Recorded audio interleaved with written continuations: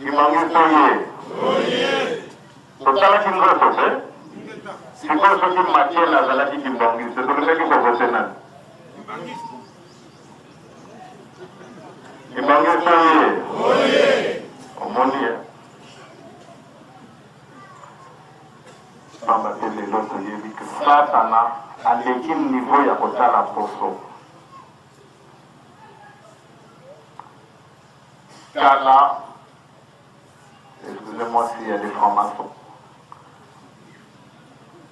Mais Kala, pour la formation, on a opté à Kuna. C'est là qui n'a une liste pour Mindeli. Et là, c'est quoi fait? Et ça, il faut qu'il y ait la formation, ils ont mis ce qui convient. Yo esclave cause à la formation, c'est impossible. Mais les noirs, nous sommes des formations. Les monateurs, c'est comme la peine dans on a besoin de la maçon. Il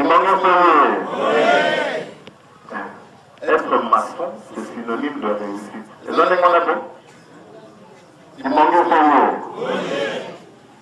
c'est pas un monde normal, les lots. Tu es de quelle obédience? Nous, dans la Kawaki, c'est comme une monnaie courante.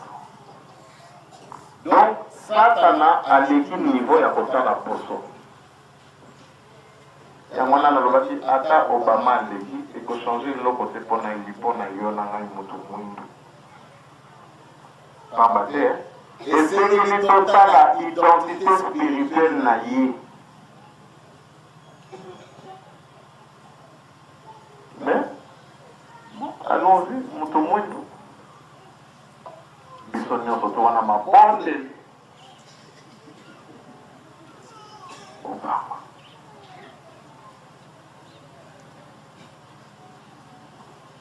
Donc, il a dit qu'on a que nous, les Kimbanguistes, peut-être que je me trompe, mais nous n'avons pas encore atteint le niveau.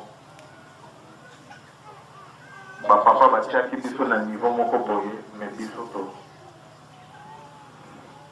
Nengue papa le bi moto muindo ata tangi nengue nini. Ata nekaki mongele mayele na université.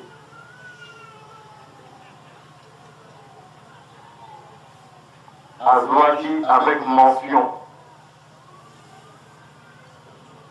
Maintenant, on va commencer à mboka na zéro. Et tout le monde a dit, mon golo a l'élo, mon tout le monde doit faire un passe.